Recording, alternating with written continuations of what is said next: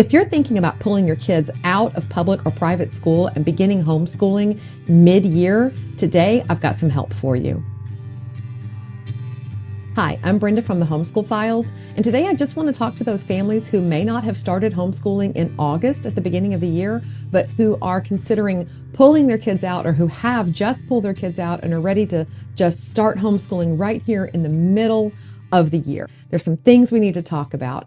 This is not meant to be long-term help. You can go to my other videos for some other things that you might need help with. I'm talking about, I want to help you through the first few days, the first month or so, maybe 2 months of this transition, okay? Because this is a big transition. Now, when we started homeschooling, I did pull my child out of private school. She had been to public, and then we did private because where I worked, we got a discount at that little private school.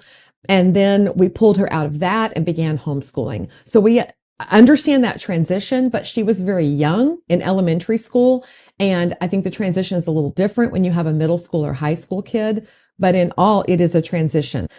I have heard it compared, homeschoolers that pull out of their previous school situation and begin homeschooling. I've heard it said that they need triage. And I thought that was a really good example to give. Because just like when you are in the ER, the nurses go, you go to triage, the nurses decide what is needed immediately, what is needed right this minute. The same can be said about homeschooling. When people pull them out of public or private school mid-year like that, it's usually, not always, but it's usually because there is something that's not working, okay? Maybe there is a bullying situation, a very bad relationship with a teacher or administrator that's just not working well. Your kids are falling in with the wrong crowd. I just don't know. Academically, they're struggling. I mean, there's a lot of reasons. In my book, Considering Homeschooling, which is an ebook I have available on Amazon, I list a lot of reasons why people might homeschool, and there's just so many. Maybe it's just now come available that you're able to start homeschooling right here in the middle of the year. And so you're like, yes, we're going to do this. I've been wanting to do this. Maybe that's all it is. But in a lot of cases, it's because they need to get out of the situation that they're in. Okay. So the very first thing that we need to do, this is phase 1, is to pause and decompress.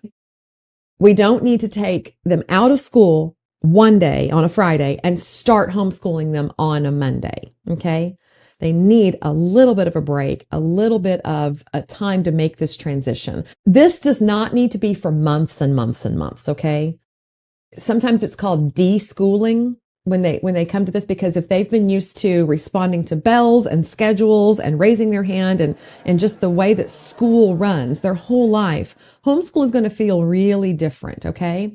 And so they need a little just time to, okay, especially if they were in a bad situation, a few days, maybe even a few weeks. But we don't need to let this go on for months and months and months. This is the perfect time of year. If you pull them out before the Christmas holidays and then you don't start homeschooling till January, you naturally have a few weeks to give them to be off of school before you dive in. So we need that little rest period. Don't worry about falling behind in this period, okay? Just everything needs to be recalibrated, and you just need to say, hey, sleep, read, rest, enjoy yourself for a little while, and then we'll get going. They do need to know it's coming. You don't need to hit it with them all of a sudden, but give them some time off, okay? You need to get prepared anyway.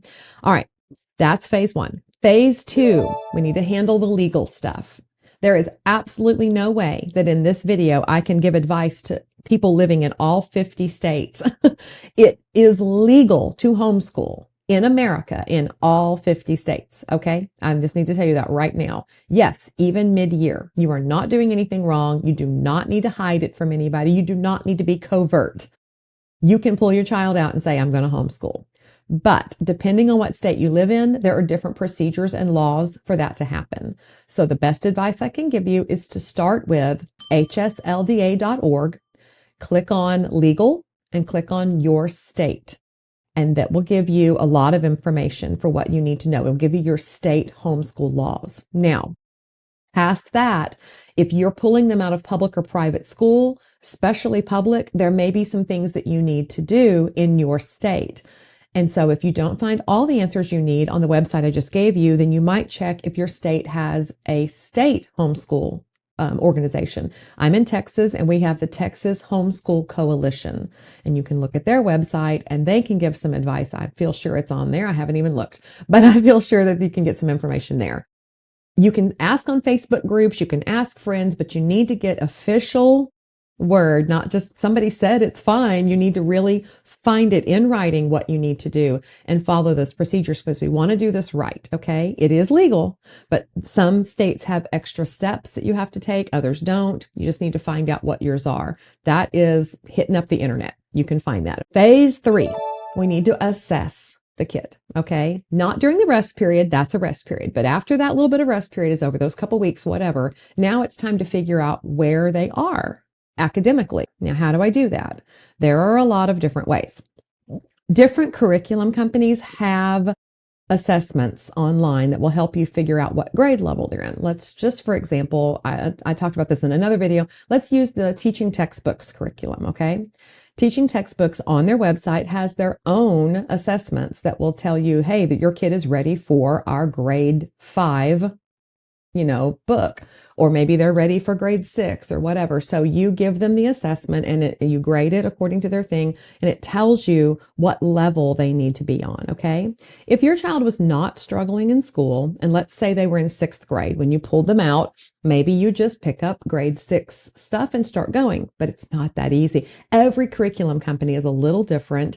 And like The Good and the Beautiful, great curriculum company. We really enjoyed using their stuff for a number of years, but I find that they fall about halfway between grade levels.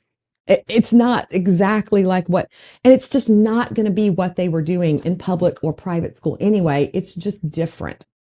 If your child was already struggling, then maybe you need to drop back and pick up some skills that they are missing. Okay. So this is going to be a lot of work for just finding assessments. I will try to put links in the description so you can have some places to go and you can go to those and kind of try to see where your child is. Okay. Where are they and where do we need to start? And that's the next thing I'm going to say. Phase 4 is to start lightly and very flexibly. You don't need to start with everything. Your child had 7 class periods a day in public school. You don't need to go there. Please, please don't. Let's focus on really the basics. Okay. Reading, writing, math, just, really let's focus on the basic things. If you are pulling out a child that's in elementary school, reading and math are really all you need to worry about at the very beginning. Just keep going with those things. If they're in upper grades, that might be a little bit different. High school especially. If your child was in high school and you're pulling them out, you need to probably get their transcript from the school to know what credits they have already earned. Now, you can do what you want within your state homeschool laws and add to what they've already earned or, start from scratch. I mean, this depends. Had they just started 9th grade? Maybe you just start over.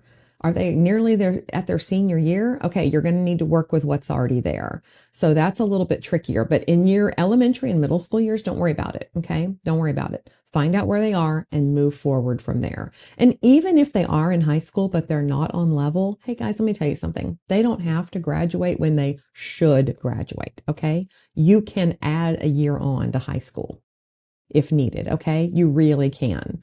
But the main thing is to find out where they are, start from there with the basics. Okay. That was phase 4. We don't want to burn out by trying to do, 10 subjects a day. All right. Phase 5. And this is where you're really getting going. You want to expect some uneven days. Okay. Not every day is going to be this grand celebration of, wow, we were so successful today. I feel like there's a lot of emotions, especially in the older kids, about starting homeschooling because it's just such a change. Okay. If they have always gone to school, to suddenly be homeschooling is a big change, but you can make it a positive one. All right. But acknowledge their feelings, talk about it, be flexible. We want to know that they're going to have up and down. They may have some grief about missing friends or just missing their old schedule because it was what was normal. Okay. But we want them to be relieved. We want them to be relaxed. Okay. They may act out. They may shut down. These are all things that need to be dealt with as a part of parenting, but you can't homeschool properly if you don't have this good relationship with your kid. You have to deal with these things as they come up. So guess what? Not only are you the homeschool teacher, you're now the school counselor. Sorry, but it's true. Phase 6, and this really does go with phase 5. Once you get started, you have got to get involved in the homeschool community. Okay. And this is where I'm going to get a little preachy. I have a future video coming up about this, and I want to be really careful not to offend or step on toes. But I see a lot of people pulling their kids out of public or private school and starting to homeschool them with a fully online program. The parent may or may not be at home. They may be working full time. They may be working full time at home or elsewhere, and they're expecting their middle school or high school student to sit at the computer and do an online day fully. That is their whole plan. And I'm not seeing a ton of kids being successful in this way. So I want to say homeschooling is more than checking the boxes that, yeah, I had them do all the subjects. They did it. Homeschool is about learning, and an adult needs to be involved in that process. We can't leave that part out. That component is absolutely necessary. You need to be there to guide, direct, to sit with them.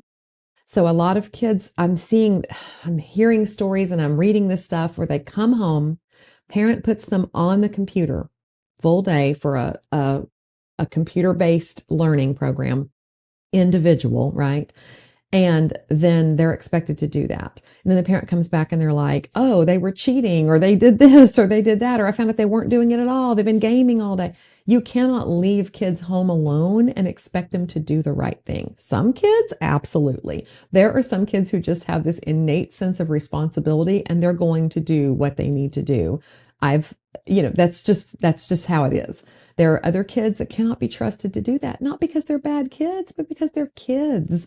It's hard for us as adults to turn off the TV and get up and do what we know we need to do. Okay. It's even harder when you know that you're a kid and mom's not home, dad's not home, and I can just get away with this for a while. So please don't pull your child out of public or private with your only plan being that they're going to be in front of the computer all day and you working. Getting involved with the homeschool community is absolutely necessary. Co-ops normally require parents to be involved as well. As a parent, you'll be one of the teachers and your child will go to other classes and get other teachers. And it's a cooperative setting where homeschool families come together and they all cooperatively teach things, and kids get to benefit from everyone's different teaching styles. But if you can't be involved in that, then you might need to pay for classes and send them to homeschool classes. Okay. There'll be a teacher guiding their learning. You as the parent still need to know what's going on. You still need to be involved in that. But that is one of the things that you can do. There are park days for younger kids. There are homeschool groups that get together just for fun stuff. There are field trips. There is a whole social world out there that you need to get involved in. Homeschooling is not about sitting at home and getting your work done.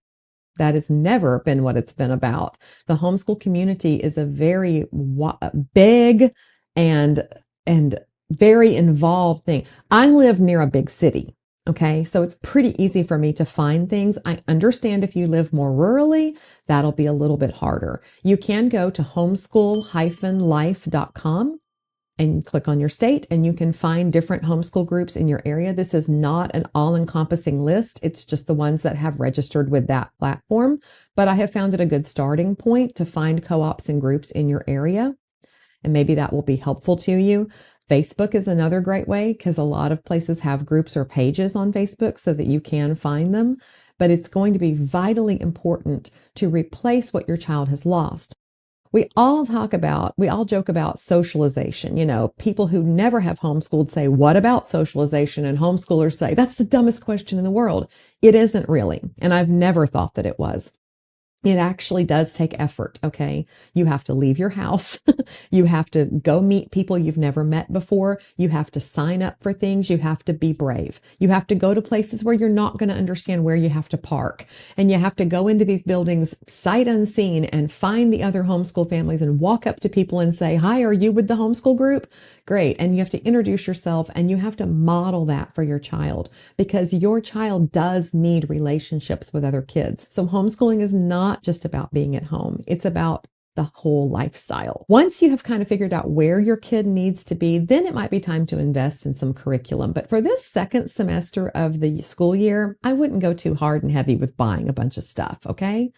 Buy it used if you have to, borrow from friends if you can, use the library, which is free. And there is a lot of online free curriculum. I talked about that. I'll put in the video up here. I talked about that in my homeschooling on any budget video.